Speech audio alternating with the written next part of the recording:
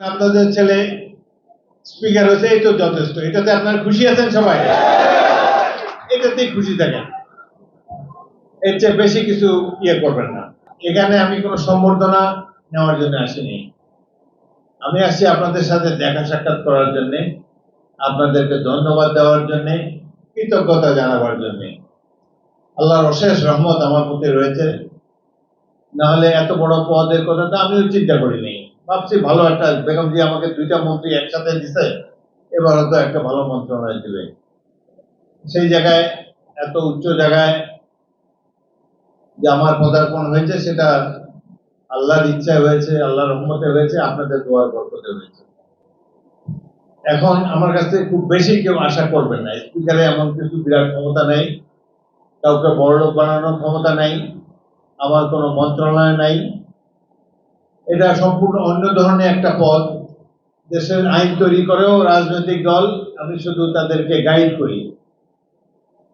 এইভাবে আইনটা প্রণয়ন করার একটা নির্দিষ্ট পদ্ধতি আছে, সেই পদ্ধতিটা যাতে সবাই অনুসরণ করে, সেইটাই স্পিকারের দেখার কর্তব্য। কিন্তু জাগতিক প্রয়োজন মিটাবার কোনো ক্ষমতা স্পিকারের নাই। সুতরাং আগে মন্ত্রী থাকতে যেরকম আমার পিছিয়ে দৌড়াইতেন, খায়া না খায়া সদরঘাটে নেমে দৌড়ে মিন্টু রোডে ঢুকতেন, এখন এত হয়রান কোনো দরকার নেই। অপেক্ষা করেন, আপনাদের ছেলে স্পিকার হয়েছে, এই তো যথেষ্ট। এটাতে আপনারা খুশি আছেন সবাই?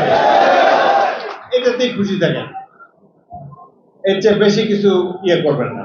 বাকি আপনারা বলেছেন যে কিছু কিছু দাবি দেওয়ার কথা বলেছেন। ভোলা বরিশাল সেতু, এটা অত্যন্ত প্রয়োজন, ভোলাবাসীর প্রাণের দাবি।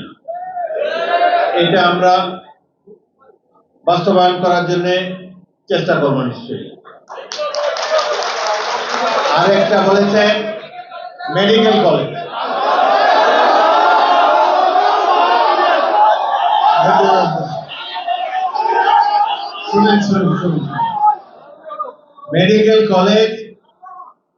মেডিকেল কলেজ করার ক্ষমতা আমার নাই, ক্ষমতা অন্য জায়গায়। আমি চেষ্টা করব যাতে মেডিকেল কলেজটা লালমোহনে হয়, সেই জন্য।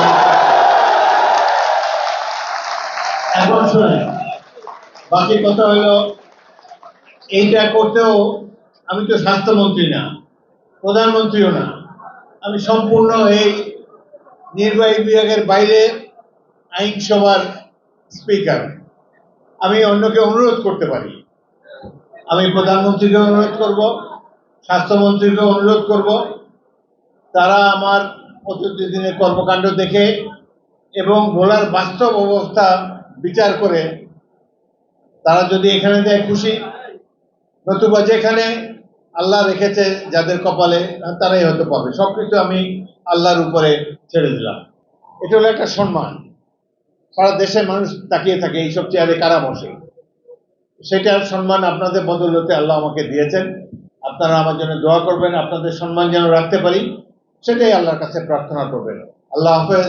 বাংলাদেশ জিন্দাবাদ।